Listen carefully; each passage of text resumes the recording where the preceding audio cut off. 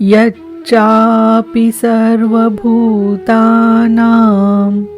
बीजं तदहमर्जुन न तदस्ति विना यत्स्यान् मया भूतं चराचरम्। अर्जुन, सब भूतों की उत्पत्ति का कारण भी मैं ही हूँ, क्योंकि चर और अचर ऐसा कोई भी भूत नहीं है जो मुझसे रहित हो। मैं सर्वत्र व्याप्त हूँ, सब मेरे ही सकाश से है। नान्तोऽस्ति मम दिव्यानां विभूतीनां परन्तप एष तुद्देशतः प्रोक्तो विभूतेर्विस्तरो मया। परंतप अर्जुन, मेरी दिव्य विभूतियों का अंत नहीं है। अपनी विभूतियों का विस्तार तो मैंने संक्षेप में कहा है, वस्तुतः वे अनंत है। इस अध्याय में कुछ ही विभूतियों का स्पष्टीकरण किया गया है, क्योंकि अगले ही अध्याय में अर्जुन इन सब को देखना चाहता है। प्रत्यक्ष दर्शन से ही विभूतियाँ समझ में आती है। विचारधारा समझने के लिए इसी से थोड़ा अर्थ दिया गया। यद यद विभूतिमत्सत्वं श्रीमदूर्जितमेव वा तत्तदेवावगच्छत्वं मम तेजोंश संभवम्। जो भी ऐश्वर्य युक्त, कांति युक्त और शक्ति युक्त वस्तुएं हैं, उनको तू मेरे तेज के एक अंश मात्र से उत्पन्न हुआ जान।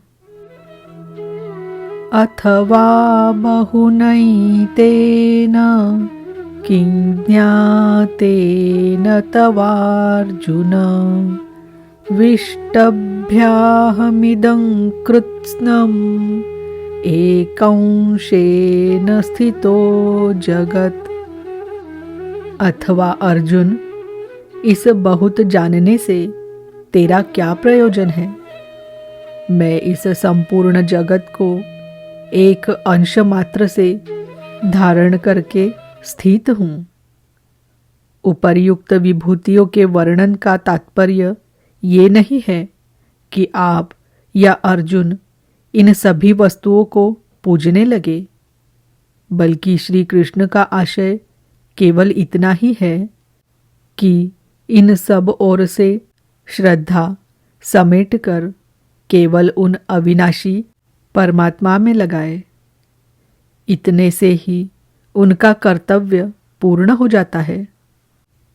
निष्कर्ष, इस अध्याय में श्री कृष्ण ने कहा कि अर्जुन, मैं तुझे पुनः उपदेश करूँगा, क्योंकि तू मेरा अतिशय प्रिय है। पहले कह चुके हैं, फिर भी कहने जा रहे हैं, क्योंकि पूर्ति पर्यंत सद्गुरु से सुनने की आवश्यकता रहती है। मेरी उत्पत्ति को न देवता और न महर्षि गण ही जानते हैं, क्योंकि मैं उनका भी आदि कारण हूँ। अव्यक्त स्थिति के पश्चात की सार्वभौम अवस्था को वही जानता है जो हो चुका है। जो मुझ अजन्मा, अनादि और संपूर्ण लोकों के महान ईश्वर को साक्षात्कार सहित जानता है, वही ज्ञानी है। बुद्धि, ज्ञान, असम्मूढ़ता, इंद्रियों का दमन, मन का शमन, संतोष, तप, दान और कीर्ति के भाव अर्थात दैवी संपत्ति के उक्त लक्षण मेरी देन है। 7 महर्षि जन अर्थात योग की 7 भूमिकाएं, उससे भी पहले होने वाले तदनुरूप अंतःकरण चतुष्टय और इनके अनुकूल मन जो स्वयंभू है, स्वयं रचयिता है, ये सब मुझ में भाव वाले, लगाव और श्रद्धा वाले हैं, जिनकी संसार में संपूर्ण प्रजा है। ये सब मुझसे ही उत्पन्न है, अर्थात साधनामयी प्रवृत्तियाँ मेरी ही प्रजा है।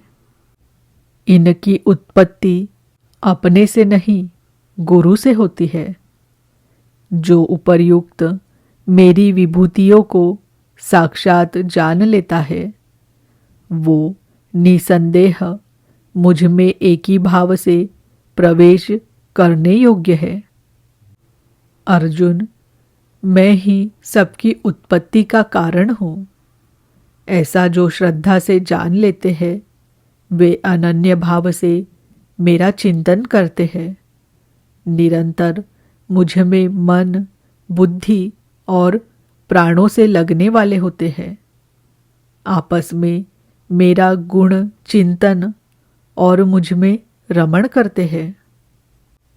उन निरंतर मुझसे संयुक्त हुए पुरुषों को मैं योग में प्रवेश कराने वाली बुद्धि प्रदान करता हूँ। ये भी मेरी ही देन है। किस प्रकार बुद्धि योग देते हैं? तो अर्जुन, आत्म भावस्थ अर्थात उनकी आत्मा में जागृत होकर खड़ा हो जाता हूँ और उनके हृदय में अज्ञान से उत्पन्न अंधकार को ज्ञान रूपी दीपक से नष्ट करता हूँ। अर्जुन ने प्रश्न किया कि भगवन, आप परम पवित्र, सनातन, दिव्य, अनादि और सर्वत्र व्याप्त है, ऐसा महर्षिगण कहते हैं, तथा वर्तमान में देवर्षि नारद, देवल, व्यास और आप भी वही कहते हैं। ये सत्य भी है कि आपको न देवता जानते हैं और न दानव।